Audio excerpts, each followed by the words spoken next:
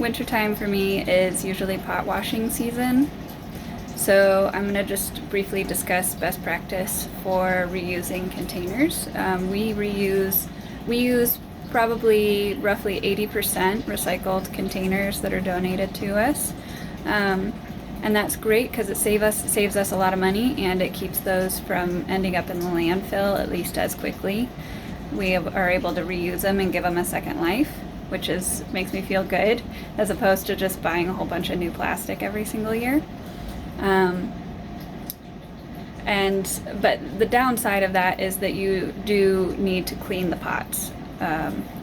So I'm just going to briefly discuss how to do that so that you don't end up with pathogens in your new baby plants or in older plants that you're transplanting into used containers. So probably the best way to do this if you're a small grower is to use either a tote like this one, or go ahead and use like a 55 or a 5-gallon bucket like these ones. It really depends on the size of your pots and how many you're doing.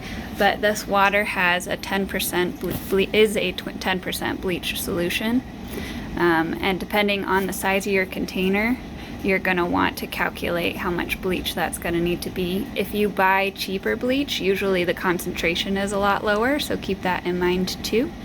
So get quality bleach, not like dollar store bleach.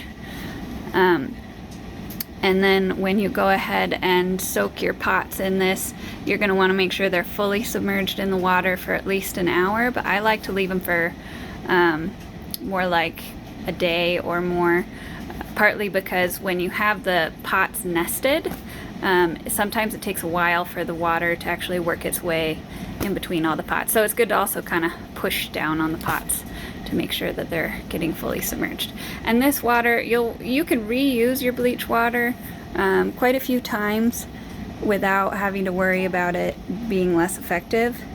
But eventually you're gonna, when this gets too dirty, you're gonna wanna change it out. You'll wanna go ahead and wear gloves when you're doing this, because bleach is very hard on your hands. It's caustic, so it'll be hard on them. It's best to go ahead and use like a high pressure washer like this, and then it'll really blast out the soil particles, because even if you bleach them, sometimes if you have soil particles or perlite or anything left in there still, it could still harbor some pathogens that you don't want. And I'll do 3 sprays usually. It depends on the size of your pot, but I'll do inside, outside, inside. And it doesn't have to be perfect, especially if you really soaked them for quite a while.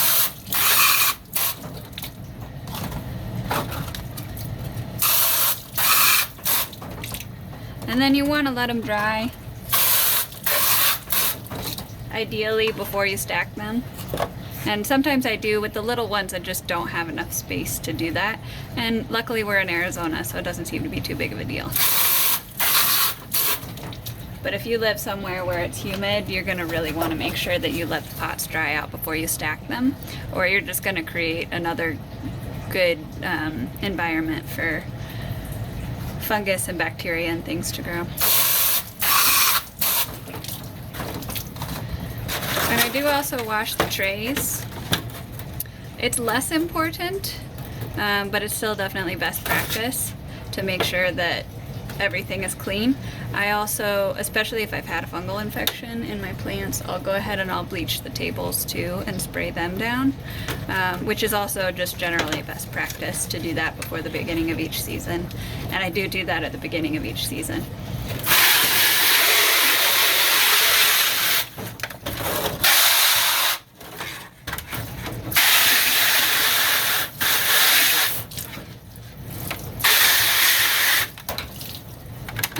It's also good to stack these after they dry, because sometimes it makes it so that they're really hard to get apart if you put them together wet.